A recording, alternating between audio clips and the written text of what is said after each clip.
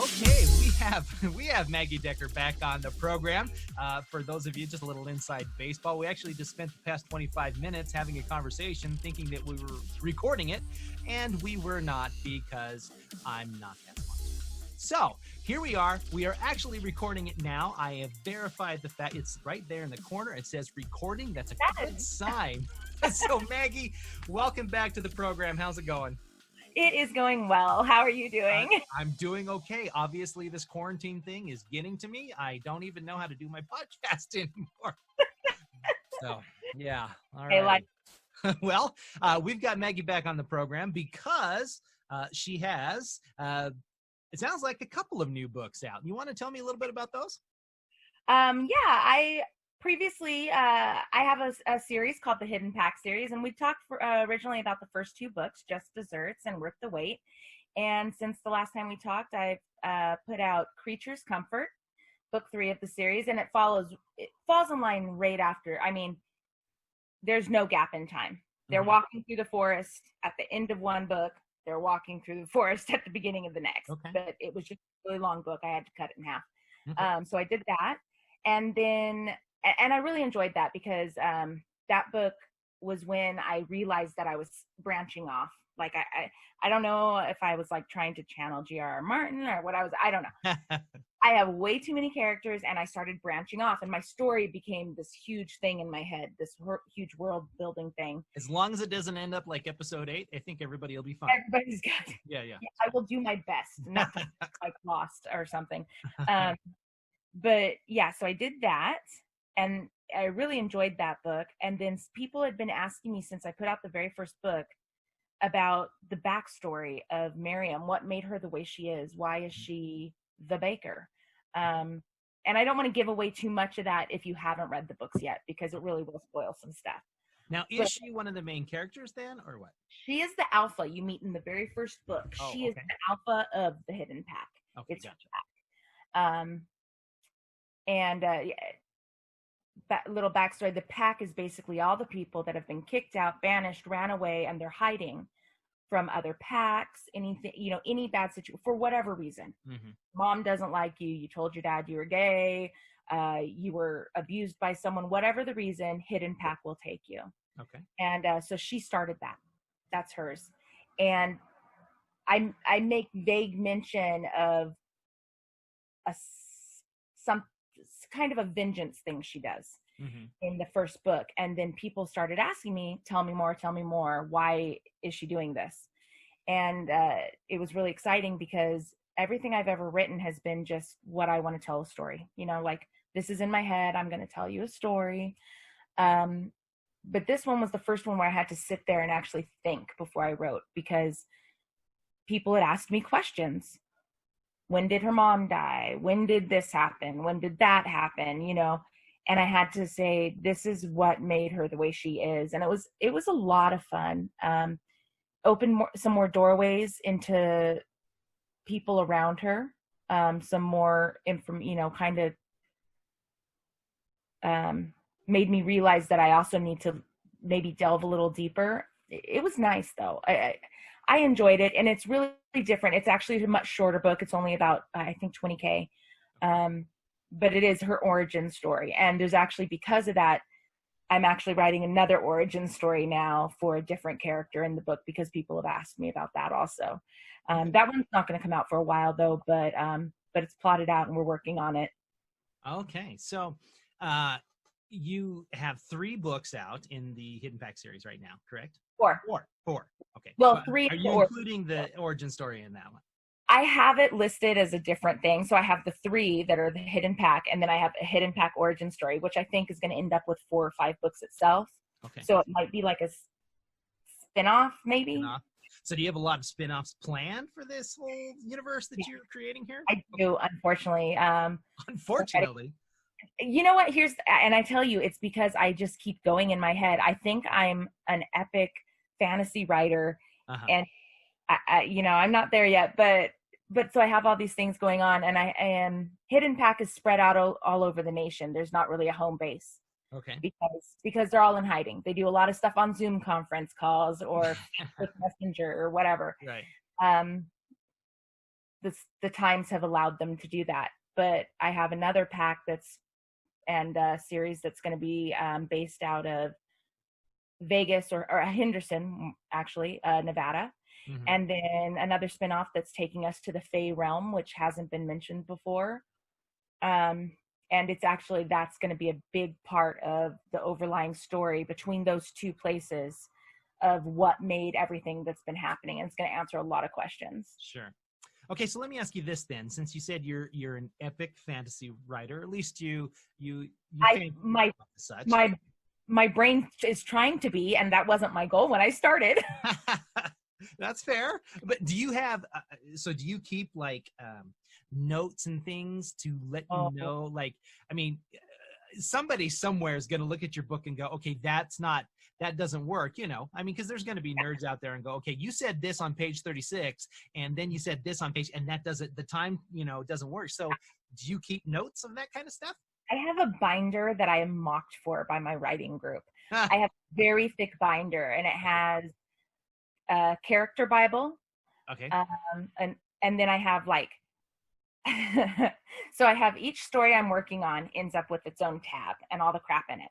Okay. And then there's an overlaying arc tab that's, don't forget to mention this stuff. And this is going over the course of 7 or 8 books, right? So you got to throw this crap in there. And then I have a research tab that's like I researched for book 1 and Just Desserts. There's a lot of stuff about the blowholes on the coast of Oregon. Okay. And so I needed to make sure I wasn't like saying something that didn't work. I researched the size of a wolf and how fast wolves can run on average because I had a character running across country trying to escape. And I'm like, how many days is that going to take her? Oh, okay. So I have a whole section on that. Yeah, no, I'm an uber nerd and I love Post-it notes and I have a problem. Okay. And so timelines, though, you keep all that straight in your mind too? Oh yeah. Yeah. I have years. My character sheets have genealogy charts with them and stuff like that. And then I have how many generations back? Yeah. Yeah. Because I mean, the next origin story is actually going to be from like 60 years ago. Oh, I see. Yeah. Okay. Yeah. So I mean, there's a lot going on.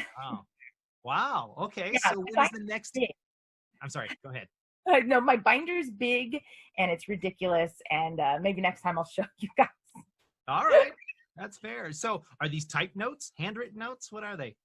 Some are typed. When I find the time and I don't have, the muse isn't being nice to me, I type out my notes. Okay.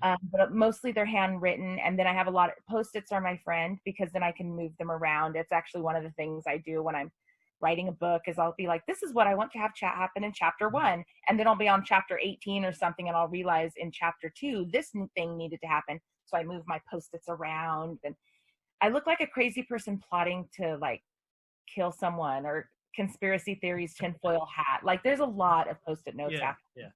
Do you ever use any of those plotting programs, like computer programs? I've tried and I find like it's not as organic for me. I feel really limited by it because I lose something in that translation of putting it in a program.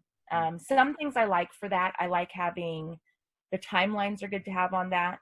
Mm-hmm. But when it comes to the plotting, I just feel like, because I keep Post-its all over my house and I'll just have an idea in a room of the house and I'll write it on a Post-it note and wait that minute. And then I'll just carry it in and put it where it belongs in the binder. Sure. I am planning on typing them up because someone asked me, they're like at the end, we need like the behind the scenes guide. Uh-huh. And so I might eventually make that into something when the series is over or halfway through, or I don't know, when I get bored. I don't know. You don't know what's going to happen first, huh? I don't know how that's going to work. Right. But yeah, no, I do. And then I have another one for all my collaborations. I have another one for NaNoWriMo. I have another one for East Idaho Writers. There's a lot of binders in my life, and all my friends think it's ridiculous. They laugh at me. Well, I mean, if it works for you. I can't even remember why I walked into the kitchen if I didn't have a binder saying all this stuff. I wouldn't even remember my characters' names. So how long do fans have to wait for book 4, the actual book 4? Actual book 4 is probably you're looking at, my fingers crossed, my goal is to have it to people no later than October. Okay. And then I'm have a Christmas special planned. A Christmas special. Christmas special. It'll be better than the Star Wars one, but maybe not as good as like the Christmas Story movie. So somewhere in between there. That's my goal, is just to be better than the Star Wars Christmas special. Well, yeah, that's so is it gonna air on television like right after Charlie Brown Christmas, or what's gonna happen there? Here's hoping. Oh, hey, there you go. Can you even imagine having your book turned into a show? What? That would be crazy. It would be crazy. And then some of these people that just have their first book published and people are like fighting over the movie rights for it. It's just, I know. I'm like, what? How does that even happen? Yeah. I can't imagine it. It's crazy. So why the stories? I'm sorry. Why do people have to wait so long to get book 4? Are you doing something in between there?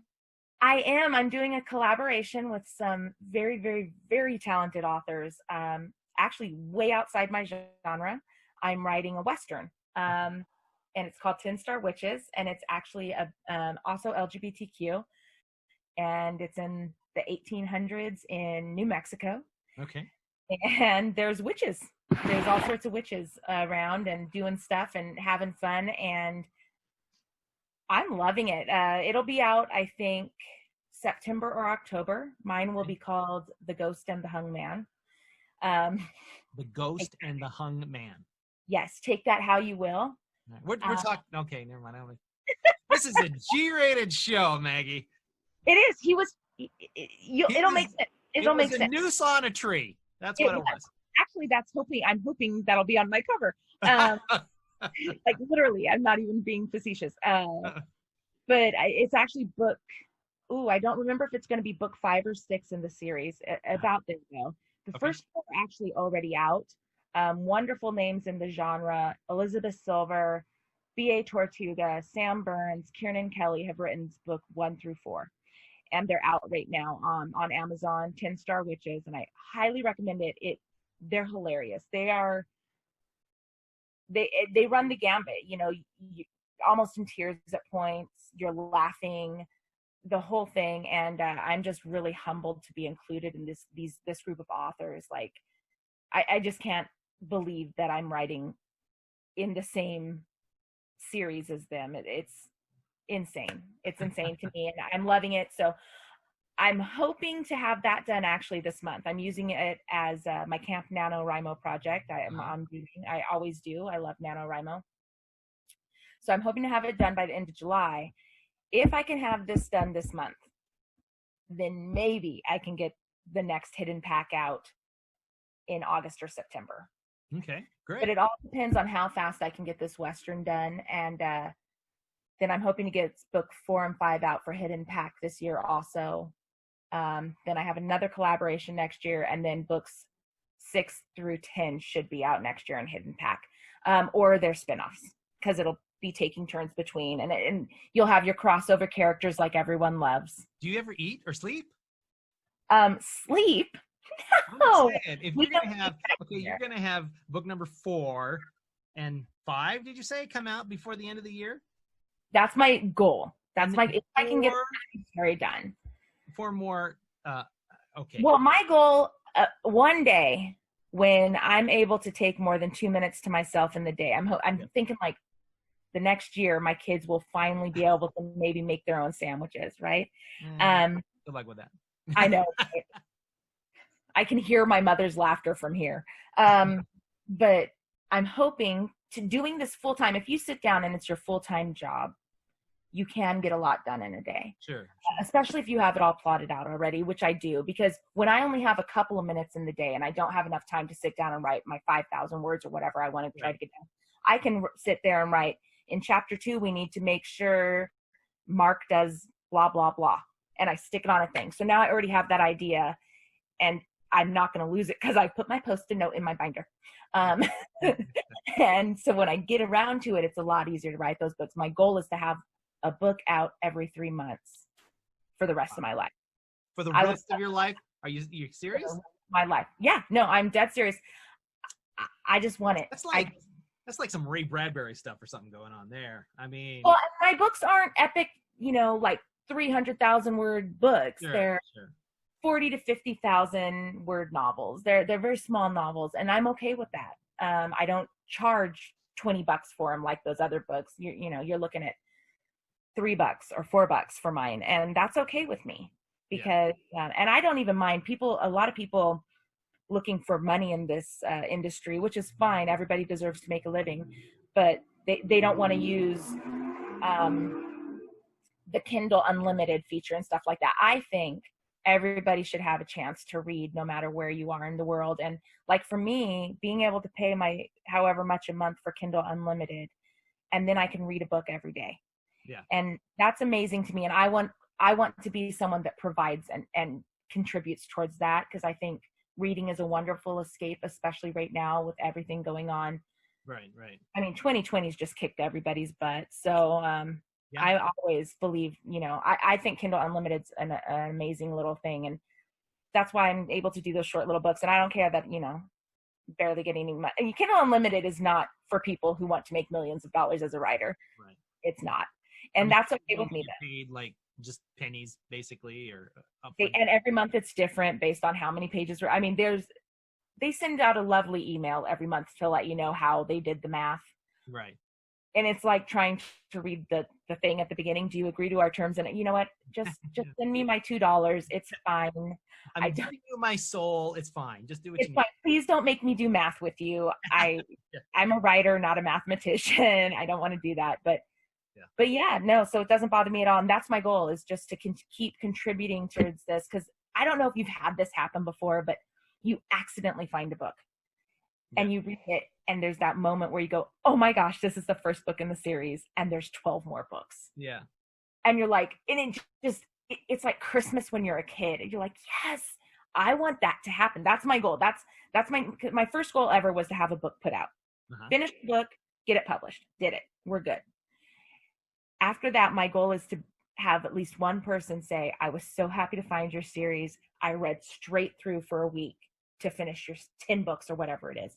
Yeah. Oh my gosh. Can you imagine that kind of joy? Like, one day soon, I mean, I'm hoping in the next 2 years or so to have enough books that'll happen to someone. Like, I don't know, because that's my favorite thing. That's how I've discovered a lot of authors that way. It'll happen. Oh, fingers crossed. Fingers crossed. There's no reason to cross the fingers. It will happen. Thank you. But either way, I enjoy writing the books, and it's just what I do, and I really do love them. Well, and I think that's when somebody enjoys what they do and they love their characters as much as you love your characters, that shines through in the writing, and people can see that when they read the books. So thank you. I think that's going to be that's a positive. And you know what? Somebody's going to buy the rights to your book someday. I will sell them those rights. At premium dollar. Are you listening, Amazon Prime? There you go. That's right. Here for you. That's awesome. Well, Maggie, it's been a pleasure talking to you today. I wish you nothing but the best on these last couple of books that you put out, and for that book that's coming out in October in that Western, the Western Witch Western. I don't know how you say that. 10 Star Witches. Tin, like TIN? Yeah, like the 10 Star. Gotcha. Era. There you go. Okay, gotcha. That makes more sense. All right. That sounds amazing. And we look forward to having you back on the show again when you publish your next book, and then the book after that, and the book after that, and the 20 books after that. How does that sound? I will be here. Right on. Thanks, Maggie, so much for joining us. Appreciate it. No problem. Have a good day, guys.